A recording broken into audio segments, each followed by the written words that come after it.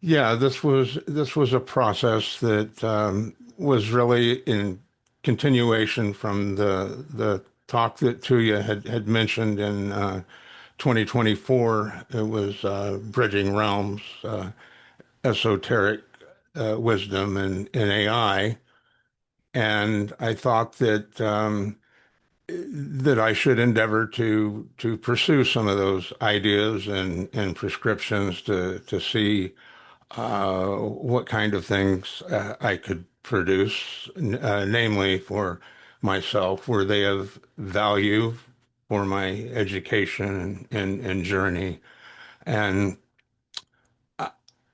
in an effort to allow the presentation to continue forward on time, I will really forego a lot of description that I would like to give, but if there's one thing that I would like those watching to keep in mind, that the essence of it is the words that have been ensconced, that have been embodied within the frame of work that is the Makara.us archive, the seven rays, the webinars, the PDFs, the presentations, the books, are all the source material for this presentation. And in effect, these are your voices answering my inquiry about discernment. And the message that I have received is not the one that I was hoping for. It's not the one that I was looking for from the lower levels. I was expecting maybe to find some kind of algorithmic process or framework, something that I could use in a more, I would say, even material sort of way. But what I received was a message, not a message merely to be heard, but a message to be lived. And with that, Mikhail, I think we should proceed.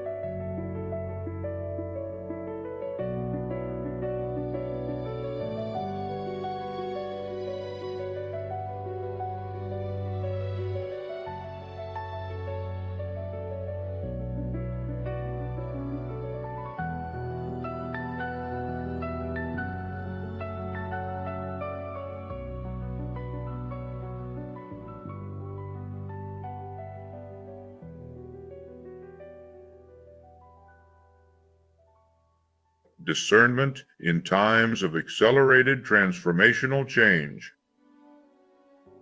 This age does not lack information. It lacks discernment, and discernment is not something that can be borrowed, delegated, or performed on one's behalf. It is exercised quietly. At the moment a belief feels certain, righteous, or necessary, not in the presence of ignorance, but in the presence of fear. Not when truth is obvious, but when meaning is offered in the form of identity, each must recognize the point at which understanding ends and glamour begins. That point is never the same for any two people, and it is never found outside.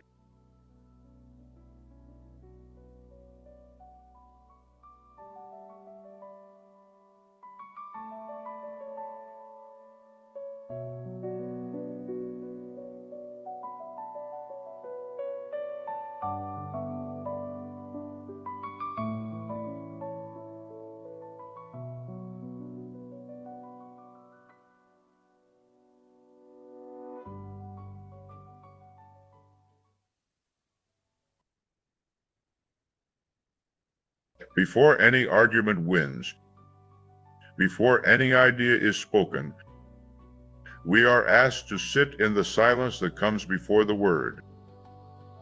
In the old halls of the ashram, the initiates were told that true understanding lives in the word itself. They hear the soundless sound and breathe it out as a life-giving breath for others. The same timeless call lives for the pilgrim of today. The world now breathes fast. Technology pulses, data floods, opinions clamor. All this is a modern echo of those ancient steps. It reminds us that the first guide on our shared path is not a loud claim. It is the hush that lets the inner horizon become clear. When we quiet the outer clatter, the eye that looks beyond the surface, the inner eye, opens. That eye sees a horizon not of external achievement, but of inner alignment with the purpose set by the master of the ashram, the inner God. In this opening, we are not invited to win a debate. We are invited to step together into a shared inner pilgrimage. We are asked to feel the subtle summons of our age. Turn inward, breathe the word before it is spoken. Let silence be the first guide. What horizon does the seeker sense? It is a faint vibration that underlies all thought. The ancient teachers called it the sound of the void, the Om retained in the head. It is not a distant abstraction. It lives in the pause between breaths, in the moment when the mind stops its restless commentary and simply observes. When the seeker awakens to that current, the horizon expands. It moves beyond the narrow limits of personal identity, beyond the glittering mask of role and status.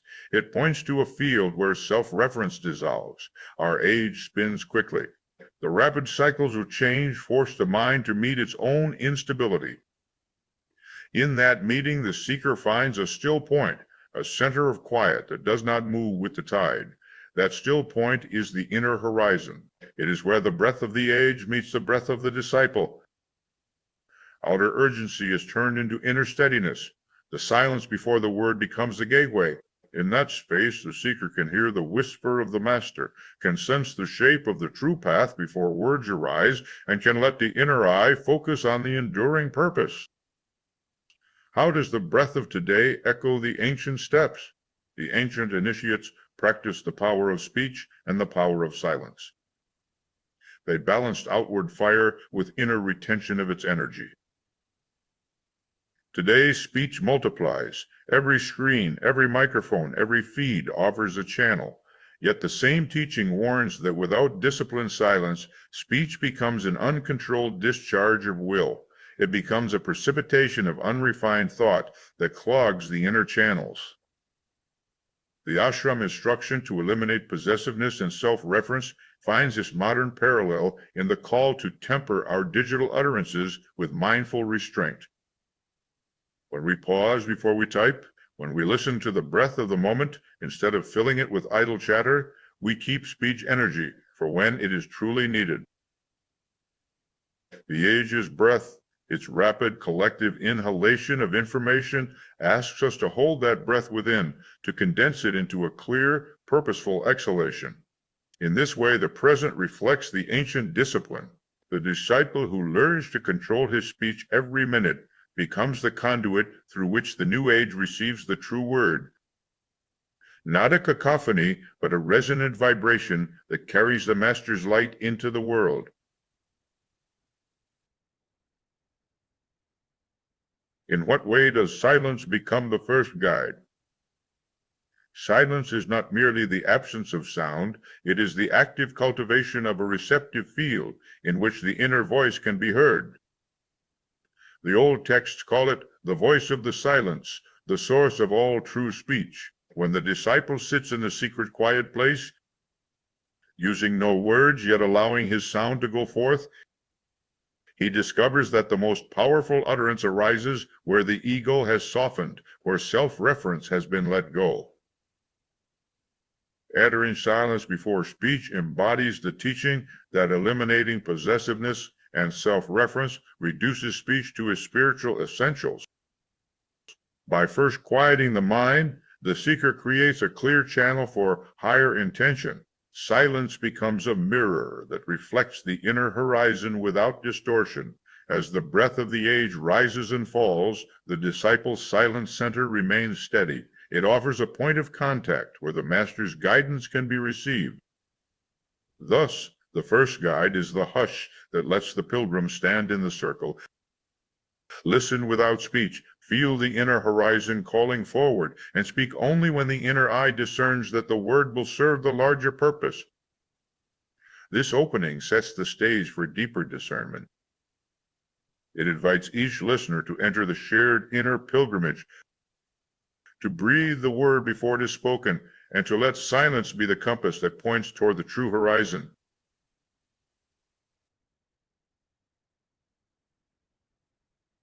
Discernment as a time-like faculty, the living power of discrimination. Vivekakyati, described in the 48th Sutra, is not a trick to buy, to memorize, or to display. It is a quiet flame that lights the mind and heart when fear, excitement, and opinion settle into stillness. The astral body carries every mood, every belief, every fleeting certainty. It vibrates above the physical form, yet below the pure thought form of the soul. When the astral body spins in the wrong vibration, glamour of identity, the glittering mask of role and reputation, the eye of discrimination is clouded. The very emotions it must watch become its veil. To awaken this faculty, the seeker first finds the eye within the inner chamber of the heart. The master's teaching points to a breath practice. Draw the life force from head into heart, then pause in the silence after each inhale. In that pause, the mind, freed from the urge to label, simply watches the thought arise. The thought appears as a ripple on a still lake, not as a wave to ride or to suppress. When the ripple is noted without grip, the inner eye sharpens, the fleeting feeling separates from the enduring self. True discernment is not the pile of information. Knowledge is a collection of symbols. It does not change the perceiver. The faculty awakens only when heart and mind rest in inner quiet long enough for the soul's subtle vibration to be heard beneath the astral clamor. In that space, the seeker asks, from where does this belief spring? Is it a reaction of the personality, a projection of the ego, or a current of deeper purpose? The answer does not come from an outside authority. It comes as a silent response that follows the question, a sign pointing to the source, neither affirming nor denying. The stillness required is not forced silence. It is a natural, disciplined quiet that grows from steady practice. The master reminds us that most people lack this placidity because the astral body is forever stirred by fear, excitement, and the desire for validation. Align breath with thought. Let each inhalation carry the mind toward the center. Let each exhalation release lingering agitation. The disciple creates a rhythm in which the inner eye can work. In that rhythm, mind and heart become one instrument, able to tell the glitter of glamour from the light of purpose. When discernment lives, it does not reject the world. It sees the world through a clearer lens. The feeling, thought, union that once bound the ego to a glittering mask is now observed as a temporary pattern of vibration. The claim, I am this role, no longer drowns the deeper sense of purpose, for that sense no longer hides behind a veil of identification. The seeker stands in the circle of the present moment, hearing the subtle echo of the master's word without needing to amplify it with argument or defense. Thus, in the breath of our age, as outer forms shift and quicken, the timeless faculty of discernment remains the anchor that steadies the inner horizon. It grows not by adding belief, but by quieting the mind, by breathing into the heart, and by letting the inner eye open. In that opening, the seeker discovers that the true horizon is not a distant goal, but a constant luminous presence. It calls us forward each time we pause, each time we breathe, each time we listen to the silence that precedes the word. Glamour and the false mask. The glamour that covers the seeker is not a surface dress. It is the subtle joining of feeling and thought that ties the self to a shining mask. In many of our teachings, this mask bears the name glamour.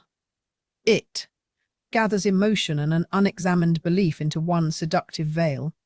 The pair takes root in heart-aimed when a desire arises, perhaps for praise, safety, affection. A concept appears that promises to satisfy that desire. The concept hardens into a belief. I am the successful professional. I am the loving parent. I am the charismatic leader. That belief is wrapped in the warm texture of the feeling. The whole construction steps before consciousness as identity. The ego, hungry for certainty, seizes it and declares, I am this role. The deeper sense of purpose is muffled as a loud drum drowns the clear tone of a single bell. The danger of this glamour is its disguise as meaning. It offers the illusion of a fixed, unchanging self that can be defended, displayed, compared. Yet the mask is a temporary sculpture built from fleeting material, an emotion that fades, a belief that is challenged, a circumstance that shifts. When outer circumstances change, the glamour trembles. The disciple feels the unsettling crack of a surface breaking. The inner horizon, once glimpsed, becomes hidden again, not by external noise, but by the certainty with which the mask is worn. The discursive mind, accustomed to labeling, rushes to reinforce the illusion. It tightens the veil with more stories, more justifications, more subtle variations of the same claim. In that state, the inner eye, Viveka, cannot see the source of the feeling-thought union because it looks outward, confirming the role rather than questioning its origin. To see the mask dissolve, the seeker first creates a space of silence. In that silence, the feeling can be observed without being absorbed. In many traditions, we learn that true discernment arises when breath aligns with thought. Inhale, drawing the mind toward the center of the heart.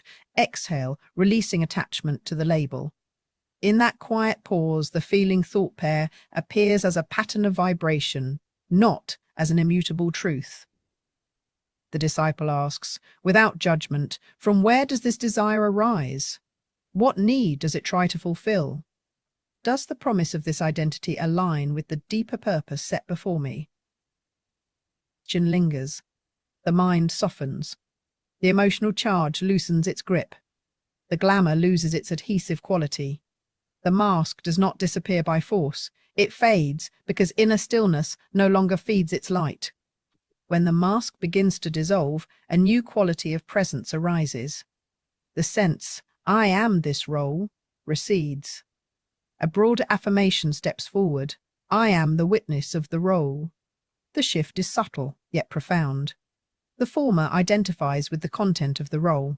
The latter identifies with the capacity to observe the role without being consumed by it. This is the first true encounter with the interior horizon. It is not defined by titles or achievements. It is the quiet awareness that remains when the glitter of glamour has been stripped away. In that awareness, the disciple finds a deeper well of purpose, a source that does not depend on external validation, but rests in the timeless faculty of discernment. Glamour, now seen as a temporary construct, becomes a signpost, not a destination. It points the seeker back to the silent breath that precedes the word. Convergent beliefs, divergent motives, fellow travelers, listen. Two seekers speak the same line. The words stand as twin pillars of a shared teaching, yet the breath that carries them springs from different wells. This is the mystery of one form, many motives. The outward shape is alike, the inner engine turns in its own direction. Take the statement, "We must serve the light." For one disciple, the breath before the words is already softened by surrender. It carries a longing to let the personal self dissolve. In the silence that follows, the inner eye sees a wide horizon where reference to the self fades. The spoken pledge becomes a mirror of that stillness. For another, the same phrase rises from a wish for applause, for the safety of a clear label. Pride and fear mingle in the feeling thought that moves the voice. The breath, though steady, bears a subtle tightness, a shield against inner doubt. The clue is not the sentence, but the quiet question that follows each utterance. What does the heart seek as I speak? Pause. Let the breath settle. Turn the mind inward without judgment. Am I offering this to honor the deeper purpose, or am I using it to prop up a self-construction? The answer is felt, not thought. It appears as lightness or heaviness in the chest, as a softening or tightening of the throat. In discerning motive, the inner eye does not condemn a forming intention. It simply watches the pattern of feeling thought that precedes speech. If breath and thought flow together like a river already on its course, the motive aligns with the inner horizon. If breath stutters, if a gasp or constriction arises, the motive draws from another source, perhaps a glittering mask not yet seen. The disciple who watches this subtle dance learns that the same doctrine can be a vehicle of illumination or of illusion. Words, gestures, rituals remain unchanged. The inner motive decides whether the vehicle moves toward the luminous center or circles the reflection of self. The inner question, repeated at each speech, becomes a compass. From where does this conviction arise? When the answer points to the silence before the word, belief converges and truly unites hearts. When it points to a desire for self-validation, belief, though outwardly identical, stays divergent at its core. Thus, in a world that praises agreement, the disciple is called to look deeper than the surface of consensus. To honor the shared horizon, return continually to the breath, to the pause, to the inner inquiry. Let this keep the inner eye clear. Let the true light of the Master shine through every utterance, regardless of how similar the words may seem to the ear. The role of the inner eye in daily life. Those who listen hear this. The inner eye is a quiet lamp behind the veil of ordinary sight. It is not a distant jewel kept in a monastery. It lives within the rhythm of the day. While we wash our faces, write a report, stir a pot, or listen to a child's laughter, when the breath moves into the center of the heart and the mind pauses before it rushes to label, the eye opens a little wider. The world is then seen not merely as form, but as the subtle current that moves it. In daily life, the eye serves three tasks. First, it is a compass. It points each intention toward the true horizon, not toward the glitter of role or reward. Imagine the office. A decision must be made. Approve a costly project. Speak frankly with a colleague. Postpone an urgent task. The mind usually races. It weighs gain, loss, reputation, fear. Now, draw a breath. Turn the gaze inward for a moment. The inner eye catches the quiet feeling thought union beneath the argument. It may reveal a yearning to serve a larger purpose or a hidden attachment to status.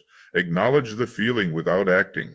The decision becomes, I act because it aligns with the purpose the eye has shown, not because the ego fears loss. Thus, the eye is a living compass.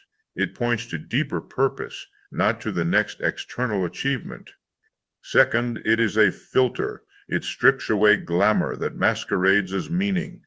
Glamour is emotion fused with an unexamined belief, a mask that tells us a role, a title, a relationship is our worth. In the flow of day, glamour appears in applause after a presentation, in the comfort of routine, in the satisfaction of checking a whist. When the eye is trained, each moment meets a silent question.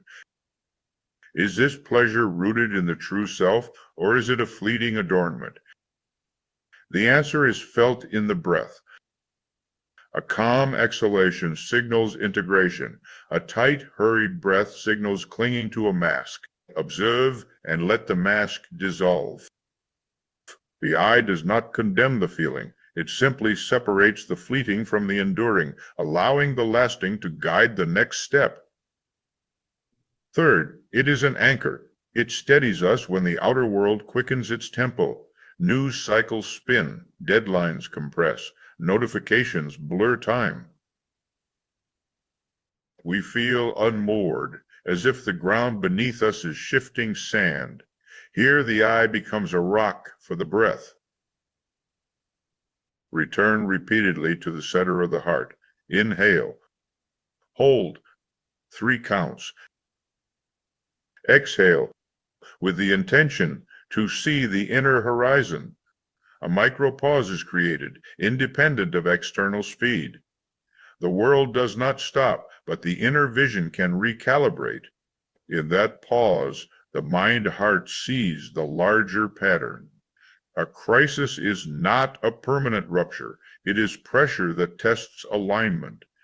The trained eye recognizes the pressure as initiatory fire, not destructive blaze. It steadies the heart to meet the flame without being consumed. When compass, filter, and anchor are woven into each moment, the inner eye ceases to be a rare sight for meditation.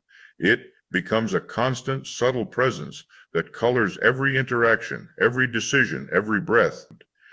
The disciple need not withdraw from society. The practice is to bring the hush that precedes the word into the spaces where words are spoken. Each conversation, each task, each pause invites the same. Enter the hush. Let the eye of discrimination glance inward. Then let the outward expression be the breath of the true horizon. Thus the inner eye is not a lofty abstraction, but a practical tool for discernment. It asks us to honor the breath, to respect the pause, to let silent vision inform every step. When we succeed, the day becomes a pilgrimage, not a series of obligations. The ordinary transforms into a living expression of the word. The silence, once distant, becomes the rhythm that carries us forward. Transformational change as initiatory pressure. Let us pause and listen. We stand upon a ridge. The world's tempo has been stretched beyond its ordinary breath. Ages quicken. Civilization beats faster than the heart of the individual. Life is being rewoven in a single, relentless moment. This outer acceleration is not a storm to survive. It is initiatory pressure. It is a forge that calls the inner fire of the disciple into being. When the world rushes forward, it does not merely pull us along, it thrusts us inward. It demands that the deeper currents of being become visible. It draws the silent center of the self into the light of consciousness. In this crucible, the disciple discovers what must stay unchanged while every form around them shifts. We learn the art of anchoring the self amid the rapid dance of the age. First sign, the inner crucible awakens, external currents surge, thoughts and emotions collide. The mind, used to gentle rhythm, meets a new cadence. In those moments, the disciple feels a subtle heat rise from the throat center. It is not frantic chatter. It is the heat of a controlled voice that gives shape to the formless. It knows when to be still and when to speak. The power of speech is not mere words, it is precise sound energy that molds thought to matter. When the world speeds, notice the quality of that inner sound. Does it ring sharp as a blade, cutting illusion? Or does it dissolve into a gentle hum, surrendering to a higher current? The answer is felt in the breath that carries the word. Each inhalation reminds us mastered speech is a tool for alignment, not a weapon of distraction. In this age, the disciple learns to retain the energy of speech. He lets it settle like a stone dropped into still water. Concentric circles spread outward without disturbing the surface. This disciplined silence between utterances is the essence of initiatory pressure. It calls us to turn raw outer change into refined inner resonance. Second sign, the Vishnu-like steadiness arises. The ego, purified of possessiveness and self-reference, becomes the architect of the inner world. It shapes thought forms as a mason shapes stone. The accelerated epoch does not let the ego work in isolation. It tests the ego's constructions against ever-shifting circumstances. The disciple learns a new steadiness. Not rigid immobility, but flexible firmness. He holds the inner blueprint while allowing its expression to adapt. This is the inner anchor that remains when outer forms dissolve. It is not a dogma, nor a static identity. It is a living alignment with the purpose of the inner God. Through disciplined use of the throat center, retention of speech energy, and silent witnessing, the disciple finds quiet confidence. The inner design, once set, finds expression in whatever form the world offers, like a river that knows its destination even as it winds through changing terrain. Third sign, the inner anchor meets the tide of the age. Transformational change is never solitary. It is a tide that lifts and sometimes overwhelms all vessels. The disciple must sense the resonance between his vibration and the larger harmonic of the epoch. When the world quickens, the heart-mind can be carried away by the swell or become a point of stillness that the tide must pass around. Cultivate this discernment by attending to the breath that links the individual to the collective. Each conscious breath is a micro-ritual aligning personal rhythm with the pulse of humanity. The teachings call this the seal of silence, a deep, receptive listening in which the inner self hears the subtle instruction of the hierarchy. In that moment, the disciple sees the outer acceleration not as an enemy, but as a catalyst. It reveals where the inner anchor is firm and where it needs reinforcement. The practice is not to resist speed, but to let it test the foundation, reveal fissures, and mend them with deliberate speech and silence. Final revelation. The constant beneath all sound, when the world erupts in noise, headlines, clashing opinions, the disciple retreats inward. We do not withdraw from participation. We deepens the inner channel through which all speech must flow. In the silence before the word, the disciple discovers the soundless sound spoken of by the old initiates. It is a presence beyond thought, the source of all thought. It is the inner horizon that our gathering invites us to see. From that quiet point, the breath of the age emanates.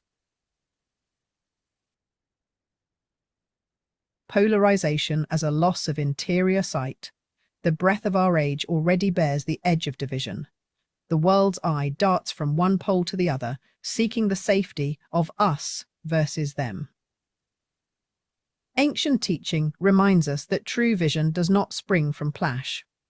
It rises from the quiet center that holds both sides in one luminous field. When the mind sharpens on external dichotomies, politics, religion, culture, science, it builds a wall of identification. That wall blinds the inner sight. The inner sight, the subtle perception of unity, is eclipsed by the very act of polarizing. In the silence after a heated argument, we feel the loss of that inner horizon.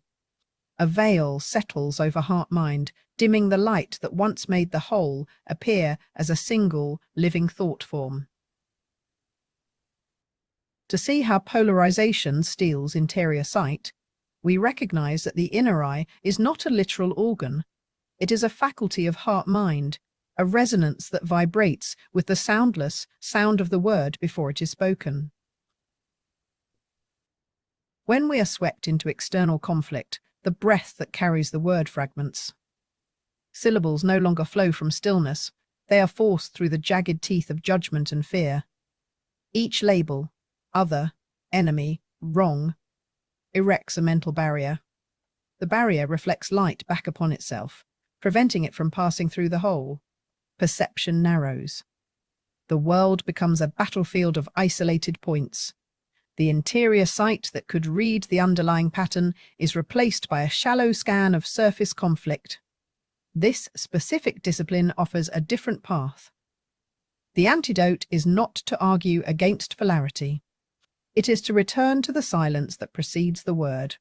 In that silence, the inner eye reopens, not as a void, but as active receptivity. The practice is simple, yet its effect is profound. Pause before any reaction. Inhale the whole scene as a single breath. Ask, what deeper current sustains both sides? The breath becomes a bridge. It carries the intention of unity into heart-mind. The inner sight then sees the same intention expressed in divergent forms. With steady practice, the mind releases the labels of right and wrong.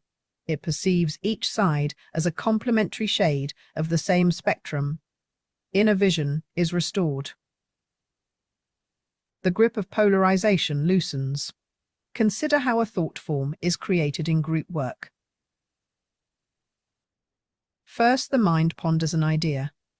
Then the idea becomes a living embodiment. Finally, it is offered to the collective. If the mind is already divided, seeing the idea as benefit or threat, the thought form fractures. It cannot integrate fully into the group's field. The same principle works on a larger scale. When societies polarize, the collective thought form of humanity splits and its vitality wanes. The individual's inner sight mirrors the collective. By holding the breath of the word in undivided attention, we give the thought form space to mature. The inner eye then perceives the whole rather than its parts. Language shows the loss of interior sight as well. Words become weapons, each syllable sharpened to cut the opposite side. Cultivate silence is not a call for muteness. It is a call to refine speech from the center of heart-mind. When we speak from that center, our utterances carry the resonance of unity. They become invitations, not accusations. The inner eye, attuned to this vibration, hears the hidden purpose behind the words. It sees a plea for recognition, a yearning for belonging, a fragment of truth seeking expression. Tracing the intent behind polarity reveals the common root. The polarizing effect of language dissolves. Our accelerated age offers a unique crucible. Speed of information, immediacy of reaction, constant opposing narratives can harden walls or melt them away. Choose the path that melts the walls. Anchor the breath of the word in the still center, even as the outer world roars. In that stillness, the inner sight shines brighter. It illuminates the path beyond the illusion of us versus them. This is not naive optimism. It is a cultivated awareness that every difference is a facet of the same underlying reality. When that awareness becomes the default lens, polarization ceases to be a loss. It becomes a momentary distortion that the disciplined inner eye simply sees through, corrects, and lets pass. In the silence that follows these words, feel the faint echo of the ancient promise. The inner horizon is ever present. It merely waits for the breath of the seeker to awaken it. Let each breath you take remind you that the loss of interior sight is not a permanent wound.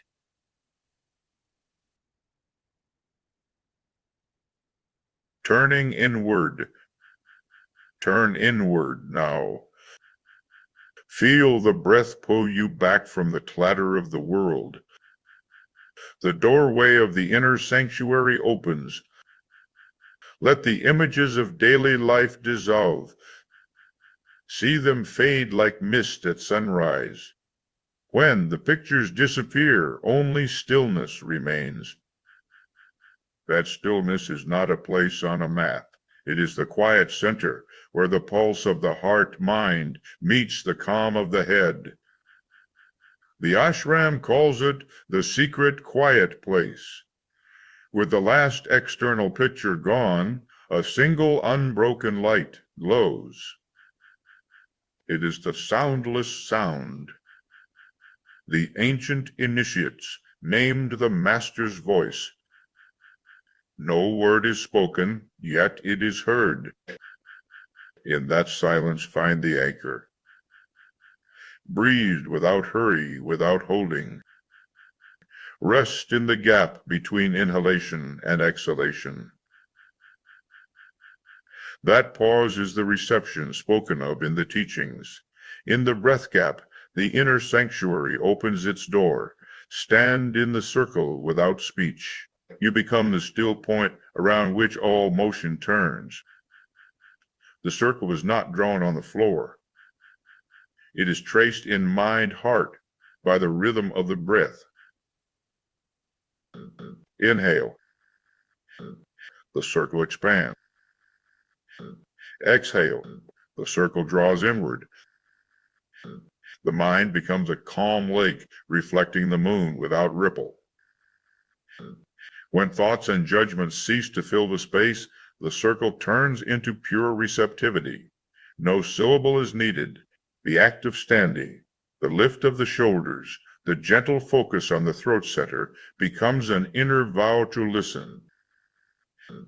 The master's voice, ever present in the silence of the ashram, enters the circle as a vibration of intention, not as a spoken word. To stand in the circle is to keep the breath smooth, to hold inner stillness, to let the sense of self recede like a shoreline at low tide. Only the deeper self remains to be seen. Inner resonance summons the master's voice. It is the resonance of surrender. The ego reference dissolves. The sense I am this role quiets. The master has emphasized this spiritual retention of sound. It is the holding of the subtle energy of speech within the heart center until needed. When possessiveness is released, when the breath no longer carries personal desire, but only the pure intention to be a conduit, a gentle hum rises from within. It is not heard, it is felt. That hum is the invitation. The hum aligns the inner ear with the voice of silence that the masters whisper to those who have entered this secret quiet place. Feel the soft pressure at the throat, the faint vibration at the third eye, the warmth in the chest. It is the subtle acknowledgement that the master already waits, ready to be heard through the stillness of your being. Thus the final inward turn becomes a quiet pilgrimage. Let the outer images melt, rest in the point where breath and heart meet. Stand in the silent circle by surrendering speech, attuned to the inner resonance that calls the master's voice into the heart. This age is rich in information. Yet we are poor in seeing which fragment is the seed of true insight and which is merely glamour. That recognition is not a concept to be taught. It is a point of inner contact, discovered in the silence after the word. When the final utterance falls away, silence becomes the teacher. Silence is not the absence of sound. It is the presence of the still, small voice that the ancient initiates heard before any word. In this tradition, the silence after speech is a reservoir. The breath of the word is poured into it. There it is, purified. The spoken vibration becomes a pure vibration of presence. Now the last syllable has been spoken. The breath that carried it rests in the still heart-mind. Its echo begins to fade. In that fading, there is no final argument, no triumphant claim. The teaching is not to add another thought. It is to withdraw the spoken form. Let the unspoken truth remain, like a candle blown out, its wax scent still lingering. That lingering truth is this: discernment does not live in the abundance of data, nor in the clamor of certainty. It lives in the quiet space where the inner eye sees the line between understanding and the glittering mask of identity. As we sit in that silence, the heart breath expands. The inner eye, dimmed by external glare, turns inward again. Silence acts as a mirror.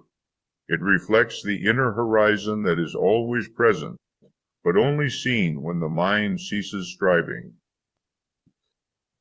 In that mirror, each listener sees the point where understanding ends and glamour begins.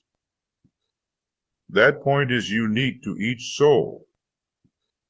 It cannot be handed over, cannot be taught by doctrine. The silence teaches the final lesson. Do not acquire another belief. Release the grip on the belief that feels certain, righteous, or necessary. Rest in the spaciousness that remains. In that spaciousness, the seed of discernment can germinate, not because it is given, but because the ground has been cleared. Seekers, we have walked together. We have sat in the silence before the word. We have felt the fire of transformation. We have known the loss of inner sight. We have ridden the restless currents of glamour and belief. Now we stand at the closing threshold. It is not an ending. It is an opening, a doorway that swings inward. The words we have spoken, that this age lacks discernment, that discernment cannot be borrowed, that it must be exercised quietly when belief feels certain, that it must be found where understanding ends and glamour begins, are not slogans. They are to be lived in the silence that follows. You are invited, without a spoken command, to sit in that silence. Feel the breath of the word that remains. Let the inner eye open to the point of discernment that is yours alone. In that inner recognition, the circle is complete. The outer forms are set aside. The inner horizon is entered.